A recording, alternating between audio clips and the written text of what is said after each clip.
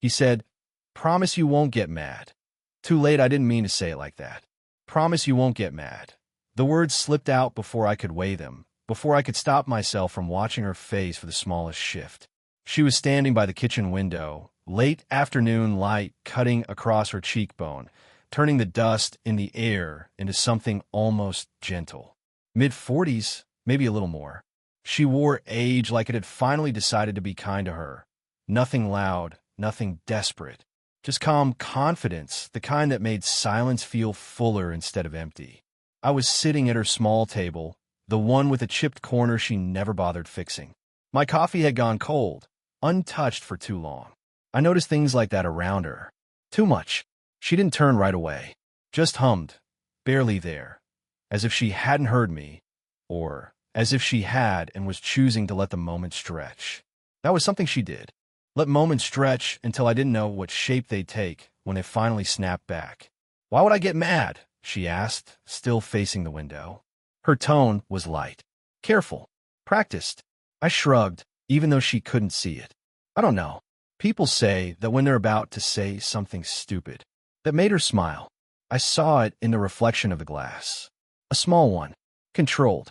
She turned then, crossing her arms loosely, leaning against the counter like she had nowhere else to be. "Well," she said, "go on." This was how it always started. Quiet. Ordinary. No music swelling in the background. No dramatic confessions.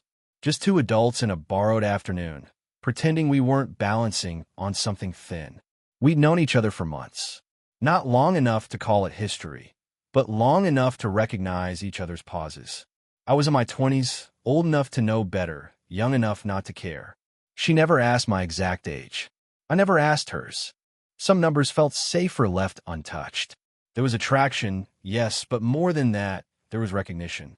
She looked at me like I was fully in the room, like I wasn't something she had to manage or correct. And I looked at her like she was a door I wasn't supposed to open, but kept memorizing anyway. She moved closer, reached for my mug, frowned at the cold coffee. "You never drink it," she said. "I forget, I replied." She handed it back, our fingers brushing. Not accidental. Not entirely intentional either. Just enough to make my hand tighten around the ceramic afterward. The room felt too quiet suddenly. The refrigerator hummed. Somewhere outside, a car door slammed. Real life doing its best to interrupt whatever this was becoming. "So," she said, softer now, "what are you about to confess?" I opened my mouth, closed it again. There were 100 things I could have said. None of them safe. All of them true in different ways. I told someone about us. I said finally. Her expression didn't change much. That was the worst part. Just a slow blink. A breath she held a second too long. "Told them what?" she asked. "That we talk," I said. "Weak. Cowardly. That I come here. That you matter to me." She laughed once, short, almost amused, but her eyes dropped to the floor. "You make it sound heavier than it is." I shook my head. "You make it sound lighter." That did it. She looked up then, really looked at me. Something unguarded flickered across her face. Fear, maybe, or something closer to regret. Before either of us could say more, her phone buzzed on the counter. She glanced at the screen and went still. I didn't ask who it was. I didn't need to. She whispered my name like a warning. And in that moment, I knew, whatever I'd just started, whatever line I'd crossed, we were already too far in to pretend it didn't matter. The doorbell rang. The doorbell kept ringing, like whoever was on the other side didn't believe in second thoughts. She didn't move at first. Just stood there, phone still in her hand, screen dark now. I watched her jaw tighten the way it did when she was deciding whether to be honest or careful. Most days, she chose careful. "I'll get it," I said, already half rising. No, her voice was quick. Too quick. "Seat." I did. She walked past me, and for a second her hand hovered near my shoulder, like she might steady herself there. She didn't. The door opened. A woman's voice floated in, cheerful, familiar. Someone from her real life. Someone who didn't know I existed like this. I stared at the table, at the faint ring my mug had left behind. I thought about how I'd ended up here in the first place. We met through something small. Forgettable, really. I helped her with a tech thing she didn't understand. She laughed at herself, called herself too old for this stuff, and I told her she wasn't old at all. I meant it. She rolled her eyes, but she didn't shut me down. That was the first crack. She'd been married once. That much I knew. Long enough for habits to form and harden. Long enough to forget what it felt like to be noticed without being needed. She never spoke badly about him. That told me more than anger ever could. I, on the other hand, came with less history and more restlessness. A few shallow relationships, nothing that stuck. I'd always been told I felt things too intensely, that I rushed toward connection like it might disappear if I didn't grab it fast enough. With her, I try not to rush. I try to be respectful, but wanting her felt like holding my breath underwater. Eventually, something had to give. The woman at the door laughed again. I caught a name. Her sister. Relief and disappointment hit at the same time. She came back a minute later, quieter now. She just stopped by, she said. Didn't know you were here. I can leave, I offered. She shook her head. No, stay. That word stayed with me. Stay, not don't go. Not you should, just stay.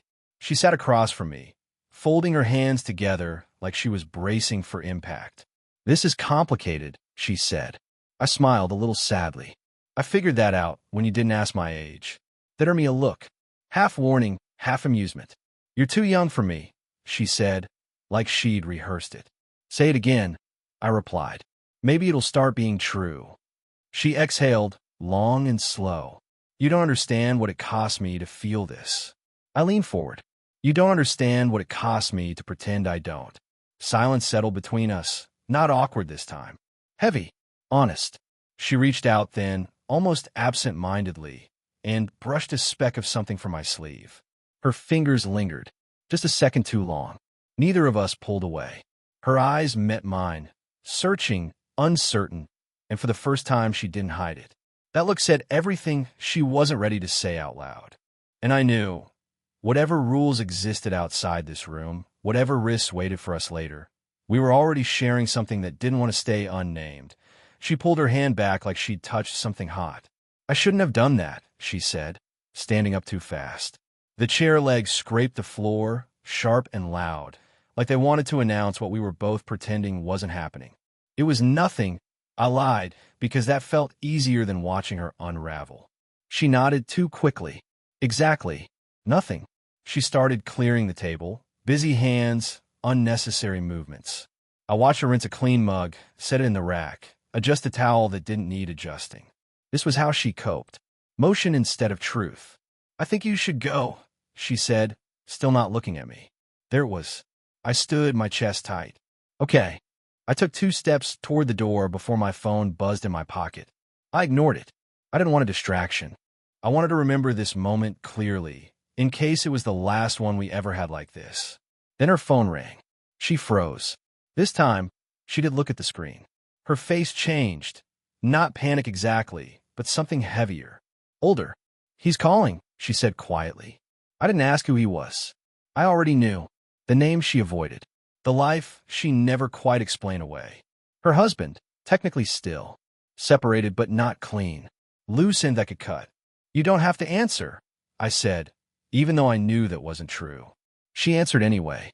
I turned slightly away, staring at the wall. I caught fragments. Logistics. Polite tension. The sound of people who knew each other too well and didn't know what to do with that anymore. I didn't tell you I was busy, she said. A pause. No, I'm alone. That word landed wrong. Alone. My phone buzzed again. This time I checked it. A message from my roommate. You coming back tonight, or what? I typed soon and didn't send it. She ended the call and set the phone down carefully, like it might explode if she wasn't gentle enough. He might stop by, she said. I laughed under my breath. Of course he might. She finally met my eyes. I don't want you here if that happens. I get it, I said. And I did. I hated that I did. I grabbed my jacket. She followed me to the door, keeping just enough distance to pretend this was still normal. Listen, she started then stopped. Swallowed. This, whatever this is, it's not fair to you. I reached for the doorknob, then hesitated.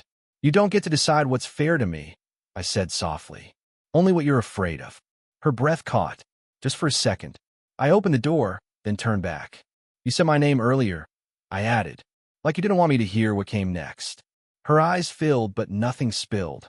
I didn't want you to leave thinking you didn't matter. I stepped closer. Too close. We were breathing the same air now. I could see the faint lines at the corners of her eyes, the ones that only showed when she was holding something in. I don't, I said. That's the problem. For a moment, just one, we hovered there. If I leaned in, she wouldn't stop me. I knew it. She knew it too.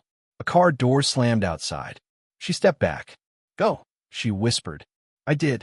But as I walked away, I realized something that made it harder to breathe than anything else at all night. She hadn't told him she was alone. She'd told him what she needed to survive the call. And that meant I wasn't just a mistake she could erase. I was a secret. And secrets don't let go easily. I told myself I wouldn't come back. That was the plan as I drove home that night. Hands tied on the steering wheel, jaw locked, replaying every second like if I analyzed it enough, it might stop hurting. I told myself she had a life I didn't belong in. That being the secret was a warning, not an invitation. It lasted 3 days. On the 4th, I saw her. Not on purpose. That's what I told myself, anyway. She was at the small grocery store near her place, standing in the produce aisle, comparing 2 bunches of grapes like the decision mattered. Her hair was pulled back, loose strands falling around her face. She looked tired. Real. Not the composed version of her I kept arguing with in my head. She felt me before she saw me. Turned suddenly, eyes widening, just a fraction. Oh, she said. That one word carried too much. Hey, I replied. I didn't step closer. Didn't trust myself to. There was a man beside her. Late 40s, maybe early 50s. Familiar pasture. Comfortable. Her husband, or whatever version of him, still existed in her life. This is she started. I know. I said quickly, cutting her off. I smiled at him, polite, empty. We've met. Kind of. He nodded, distracted, already reaching for his phone. I'll grab the bread, he said to her, walking off like there was nothing fragile here to break. The silence he left behind was brutal. You shouldn't be here, she murmured. I could say the same. I shot back, then immediately regretted the edge in my voice. She flinched. Not much. Enough. Jealousy hit me then, not loud, not explosive. Gentle, sharp, the kind that sinks in slow and poisons everything it touches. Watching her stand there, pretending this was normal, pretending she hadn't whispered my name like it meant something only days ago. I tried to stay away, I said. I really did. She looked down at the grapes, then set them back like she'd lost interest. This is why, she replied quietly. You don't know when to stop. That hurt more than I expected. I stopped, I said. You didn't. Her head snapped up. That's not fair. Neither is watching you lie to his face, I said before I could stop myself. Neither is being told to leave like I'm a bad decision you can lock in a drawer. Her breathing changed. Faster now. Shallower. You think this is easy for me? She whispered. You think I don't wake up every morning trying to remember who I'm supposed to be? He was coming back down the aisle. We both knew it. Time pressed in on us. I can't do this, she said. I can't want you. The word want landed hard. Heavy. Undeniable. I stepped closer. Too close. But you do. Her eyes searched mine, desperate, angry, scared. Say that again, she warned. Look at me, I said instead. And tell me you don't. She didn't. He cleared his throat behind us. You ready? She nodded too fast. Yeah. I took a step back, my chest tight, my hands shaking at my sides. This isn't over, I said quietly, not threatening, just stating a truth I couldn't escape. She met my gaze one last time. Something in her broke then, or maybe it finally stopped holding. Come by tonight, she said under her breath as she passed me. After 9. She walked away before I could answer. I stood there, heart pounding, knowing exactly what that meant. Knowing that whatever happened next, whatever line we crossed, there would be no pretending afterward that I got to her place at 9 on the dot. Lights were on, but not all of them. The living room glowed soft and low, like she didn't want the neighbors guessing too much. I stood outside longer than I should have, heart knocking hard enough to feel reckless. I told myself this wasn't a victory lap. This was a reckoning. I knocked. No answer. I checked my phone. No message. No missed call. I knocked again, lighter this time. Still nothing. That's when I heard voices. Not raised. Not arguing. Just close. Familiar. Coming from inside. The door wasn't fully shut. Just resting against the frame. I don't know why I pushed it. I'll tell myself curiosity. Or hope. The truth is, I was already past careful. She was standing near the couch. He was there too. Her husband. They weren't touching. That almost made it worse. I'm not asking you to decide tonight, he was saying. I just need to know if there's still something worth saving. She had her arms wrapped around herself, like she was cold in her own house. You can't ask me that now. Why, he pressed. Because of him? Silence. That was the answer. My chest went tight. Not because he knew, but because she hadn't denied it. I didn't plan this, she said. He wasn't supposed to matter. He let out a tired laugh. They never are. I stepped back before they could see me, my pulse roaring in my ears. I shouldn't have heard that. I shouldn't have been there at all. But now the truth sat heavy and sharp between my ribs. I walked away without knocking again. I made it to my car before my phone buzzed. Her name. I didn't answer. A voicemail followed almost immediately. Her voice came through strained, breathless. I know you're outside. Or you were. I saw the door move. Please just listen. I didn't invite you here to hurt you. I leaned my head against the steering wheel. I told him, she continued. Not everything, but enough. I couldn't keep lying to both of you. And now he's asking me to choose like it's a clean thing.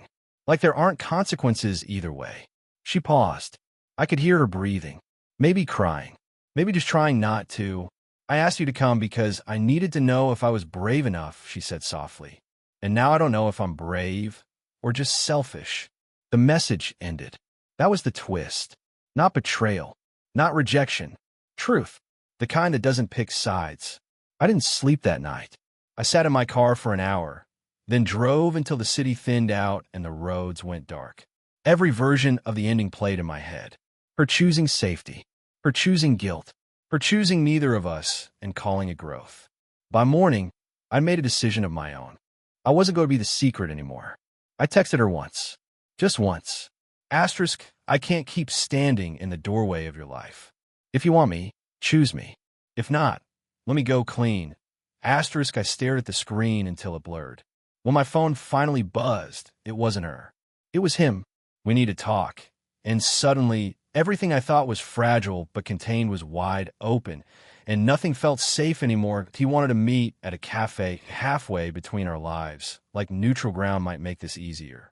He was already there when I arrived, hands wrapped around a cup he hadn't touched. He looked older up close. Not weak, just tired in a way I recognized. The kind that comes from holding something together long after it stopped working. You're younger than I expected, he said, not unkindly. You're calmer than I imagined, I replied, sitting down. He nodded once, like we'd both just admitted something inconvenient. I won't pretend I don't know what's been happening, he said. I also won't pretend I didn't see it coming. That surprised me.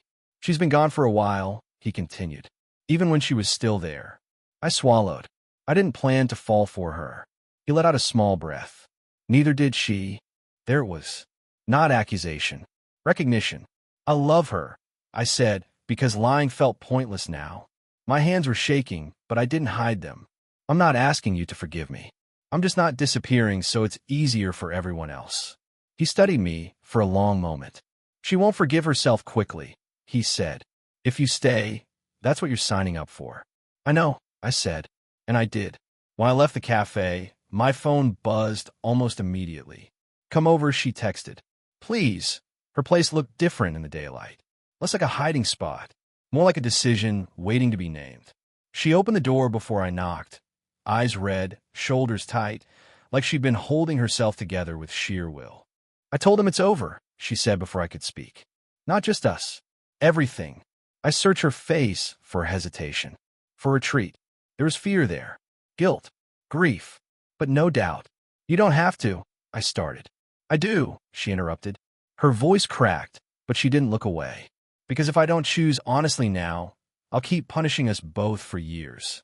And I'm tired of living like I owe everyone something except myself. She stepped closer. Her hands trembled when she reached for me, resting them against my chest like she needed proof I was real. I'm scared, she admitted, of the age gap, of the judgment. of waking up one day and thinking I ruined your life. I covered her hands with mine. You didn't ruin it, I said. You showed up in it. Silence filled the space between us. Not heavy this time. Settled. She leaned her forehead against mine. If we do this, she whispered, it won't be easy. I smiled just a little. I don't want easy. She laughed thin, soft, broken, relieved, and finally closed the distance between us. The kiss wasn't urgent. It wasn't perfect. It felt like an answer that had taken too long to say. When we pulled back, she rested her head on my shoulder, breathing me in like she was memorizing the moment. I don't know what tomorrow looks like, she said. Me neither, I replied. But for the first time since I'd said promise you won't get mad, we weren't standing in a doorway anymore. We were inside the choice we'd made, together. The first night, after everything changed, we didn't do much of anything.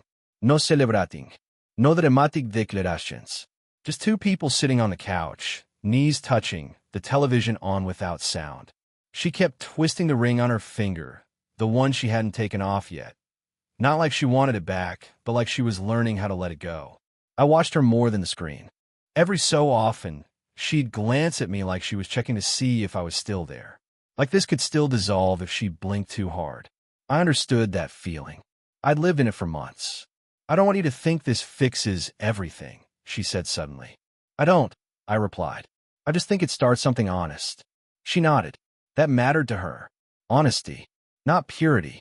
Not approval. Just truth spoken without flinching. The days that followed weren't easy.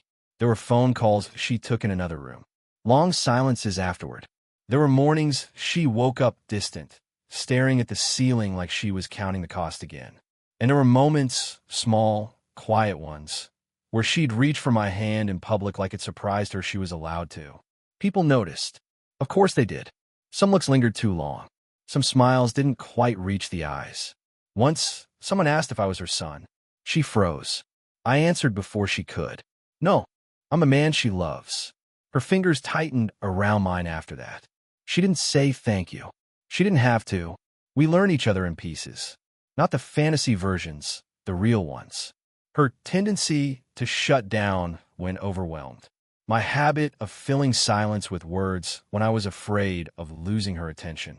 We argued. We apologized. Sometimes badly. Sometimes late. But we stayed. One evening, weeks later, we stood in her kitchen again. Same light. Same chip table. She poured coffee and actually drank it this time.